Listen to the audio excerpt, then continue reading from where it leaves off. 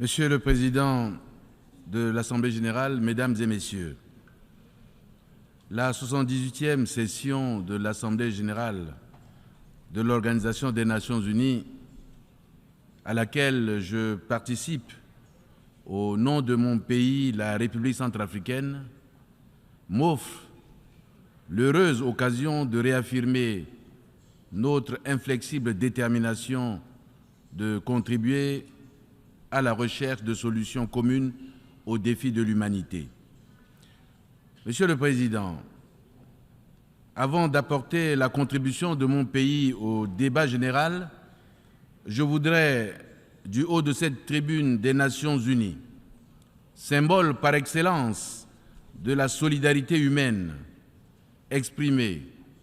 la solidarité du peuple centrafricain au peuple frère du Maroc et de la Libye, durement frappés par des catastrophes naturelles ayant entraîné des milliers de pertes en vies humaines et des dégâts matériels inestimables quelques jours avant l'ouverture de notre session. Comme je l'ai soutenu en d'autres occasions, les conséquences dramatiques de ces catastrophes naturelles doivent interpeller la communauté scientifique mondiale sur l'urgence d'identifier les régions du monde particulièrement vulnérables à des événements climatiques extrêmes et de mettre à la disposition des États concernés les informations nécessaires afin d'en limiter les dégâts. Par ailleurs, le monde entier a suivi avec une profonde consternation l'arrivée massive ces derniers jours des milliers de migrants africains sur l'île de Lampedusa, en Italie. Ces jeunes qui représentent le présent et l'avenir de notre continent, l'Afrique, cherchent désespérément à rejoindre les pays du continent européen à la recherche d'un Eldorado. Cette escalade de la crise des migrants est l'une des conséquences effroyables des pillages des ressources naturelles des pays rendus pauvres par l'esclavage, la colonisation et l'impérialisme occidental, le terrorisme et les conflits armés internes, souvent ouverts sur fond de visées hégémoniques, des tensions géopolitiques et géostratégiques entre les grandes puissances mondiales. Tout en regrettant ce phénomène déshumanisant, je salue la solidarité et les efforts inouïs déployés par les pays d'accueil et l'Organisation internationale pour les migrants pour fournir l'assistance à ces jeunes dont les vies sont mises en danger par des passeurs et vendeurs d'illusions sans foi ni loi. Toutefois, mon pays estime que l'ONU doit aller au-delà de notre engagement commun à raviver la solidarité mondiale en impliquant les pays africains dans la recherche des solutions globales aux crises migratoires et aux défis existentiels qui se posent aux jeunes du continent africain. Monsieur le Président, alors que nos pays continuent de faire face au chaos climatique, aux tensions géopolitiques et aux défis financiers, énergétiques et alimentaires sans précédent, de nouveaux défis mondiaux se révèlent chaque jour. Aujourd'hui, en Afrique comme ailleurs, des conflits, symptômes des tensions géopolitiques et géostratégiques qui divisent les grandes puissances sont ouverts. Au Soudan, un conflit armé interne d'une rare cruauté a éclaté en avril 2023, alors même que le pays était sur la voie de la normalisation avec un processus de dialogue prometteur entre toutes les forces vives de la nation. La République centrafricaine a déjà enregistré 51 077 réfugiés soudanais et tchadiens dans la préfecture de la Vakaga, exposant ainsi nos populations, certes résilientes, à des risques d'aggravation de la situation humanitaire encore délétère et d'insécurité. J'en appelle à une prise en considération de l'impact de cette crise sur la géopolitique régionale ainsi qu'à la solidarité internationale en faveur des réfugiés. Et pendant que nous tenons cette session,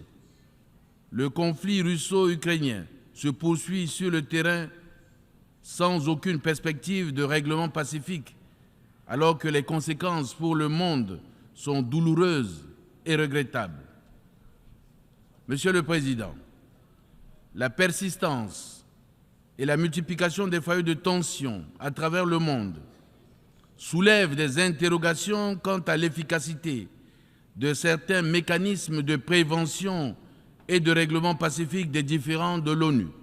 dont la mission première est de garantir la paix et la sécurité internationale. C'est pourquoi nous réaffirmons avec force la position africaine commune sur la réforme du Conseil de sécurité de l'ONU, afin d'augmenter le nombre des membres permanents et non permanents et d'accorder un siège permanent à l'Afrique, et ce ne sera que justice. La République centrafricaine estime qu'il est urgent de réparer cette injustice historique subie par l'Afrique au regard des agendas importants tels que le sommet du futur en 2024 et le 80e anniversaire des Nations Unies en 2025, qui pourront être des occasions d'unir les pays membres afin de prendre des mesures concrètes pour la dite réforme. Monsieur le Président, la République centrafricaine s'interroge sur le point de savoir comment accélérer la réalisation de l'agenda 2030 en faveur de la paix, de la prospérité, du progrès et de la durabilité pour tous, lorsque certains États, du haut de leur puissance politique, économique et militaire, agitent en permanence la diplomatie coercitive ou instrumentalisent les institutions financières internationales aux fins d'imposer des blocus économiques, financiers et commerciaux contre les pays rendus pauvres par l'esclavage, la colonisation et l'impérialisme. En effet, le 29 juillet 2023, le peuple centrafricain a appris avec une grande désolation la reconduction de l'embargo sur les armes, modifié par des rapports et exposé des motifs tronqués, avec une fallacieuse dérogation pour les forces de sécurité nationale. La République centrafricaine dénonce à la face du monde cette cynique décision qui trahit l'intention inavouée des membres du Conseil qui l'ont votée d'instrumentaliser les régimes de sanctions à des fins de pression politique sous l'égide de l'ONU. Je dois rappeler, pour le déplorer, que les embargos sur les armes et diamants, reconduits depuis 10 ans, auxquels s'ajoute la suspension des appuis budgétaires, constituent de réels obstacles à la réalisation par mon pays des objectifs de l'agenda 2030. Nous récusons ce déni de notre droit à l'autodétermination et à la souveraineté permanente sur nos richesses et ressources naturelles, garanties par les instruments juridiques pertinents des Nations Unies. J'exhorte le Conseil de sécurité à faire cesser ces artifices qui visent à masquer la volonté de pérenniser l'insécurité et la mainmise sur les ressources naturelles du pays au profit des puissances étrangères et consacrent la légitimation des groupes armés et leur accordent le statut de sujet de droit international. Monsieur le Président, notre planète brûle, notre planète se noie, le monde s'effondre, le monde pleure. Oui, chaque jour, les médias annoncent des catastrophes naturelles liées au dérèglement climatique qui s'apparentent à des signes annonciateurs de l'apocalypse. Paradoxalement, la confiance et la solidarité entre les nations, valeurs fondatrices des Nations Unies, se fracturent davantage, éloignant ainsi la communauté humaine de la réalisation des objectifs nobles de développement durable en faveur de la paix, de la prospérité, du progrès et de la durabilité pour tous, prévus dans le programme 2030. Pourtant, pour rétablir la confiance et raviver la solidarité face aux phénomènes climatiques dévastateurs, des engagements ont été pris par les pays développés, grands pollueurs, depuis l'accord de Paris, en passant par ceux de Glasgow et de Sharm el-Sheikh en Égypte. La COP27 en particulier a utilement fixé 4 grands objectifs que nous avons tous adoptés, à savoir l'atténuation, l'adaptation, le financement et une transition juste afin de faire face aux défis communs de l'humanité. Malheureusement, beaucoup de pays, dont la République centrafricaine, victime innocente des conséquences dramatiques de la surexploitation de la planète par les pays développés, ne bénéficient pas des promesses de financement faites. Monsieur le Président, nous mesurons à sa juste valeur l'apport des partenaires, aussi bien bilatéraux que multilatéraux, dans leur élan de solidarité envers l'Afrique, notre continent, et les en remercie infiniment. Cependant, nous en appelons à un partenariat plus agissant, évolutif et diversifié,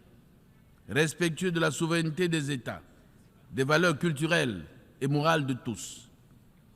Ce n'est que de cette manière que nous pouvons raviver la flamme de l'amitié entre les peuples, promouvoir la paix et la sécurité, créer les conditions d'un développement équitable et inclusif. Mon pays continue de plaider pour un multilatéralisme inclusif, pour une croissance mutuellement accélérée, pour un ordre mondial équilibré et pour que les différends mondiaux soient relevés en mettant un accent particulier sur la paix et la sécurité internationale, le respect de la souveraineté de chaque État. Je voudrais saisir cette occasion pour dénoncer toutes les campagnes de désinformation et de dénigrement menées par certains médias occidentaux contre la République centrafricaine. Je réaffirme ici la détermination de mon pays à diversifier sa coopération internationale avec tous les pays qui le souhaitent, dans les seuls intérêts vitaux de son peuple, et à éviter d'être entraîné dans des compétitions entre puissances mondiales. Monsieur le Président, en adoptant par référendum le 30 juillet dernier la nouvelle constitution de la République centrafricaine à une majorité écrasante de 95,3% et un taux de participation de plus de 57%, le peuple centrafricain vient de réaffirmer son attachement aux buts et principes énoncés dans la Charte de l'ONU, son droit inaliénable au respect de sa souveraineté, à l'autodétermination, à la stabilité des institutions, à la paix, à la sécurité, à l'unité nationale et au développement. Pour accélérer la réalisation du programme 2030 et ses objectifs de développement durable en faveur de la paix, de la prospérité, du progrès et de la durabilité pour tous, le gouvernement poursuit l'exécution de l'accord politique pour la paix et la réconciliation et de la feuille de route conjointe de Luanda et s'investit pour renforcer l'engagement de toutes les parties prenantes. Dans le cadre de la mise en œuvre de ces instruments de paix et de sécurité nationale, 9 groupes armés ont déjà été dissous. Parallèlement, la Cour pénale spéciale et les juridictions ordinaires poursuivent en toute indépendance la lutte contre l'impunité. Je voudrais rappeler qu'au-delà de la Constitution, notre politique nationale de décentralisation est à la fois une aspiration profonde du peuple centrafricain et une composante essentielle de l'accord de paix et de la feuille de route conjointe de Luanda. Je voudrais relever tous les efforts déjà entrepris par l'autorité nationale des élections, avec le soutien de l'assistance technique internationale, qui nous ont permis de réévaluer le calendrier électoral qui prévoit désormais la tenue des élections locales pour le mois d'octobre 2024. Il s'agit pour nous d'une étape fondamentale dans notre marche vers l'ancrage local de la démocratie, la promotion de la gouvernance participative et du développement local. C'est en cela que nous voulons ces élections locales inclusives, transparentes, pacifiques et crédibles. J'exhorte tous nos partenaires à soutenir le gouvernement pour l'achèvement du processus électoral si bien entamé. Je souhaite plein succès à nos travaux et vous remercie pour votre aimable attention.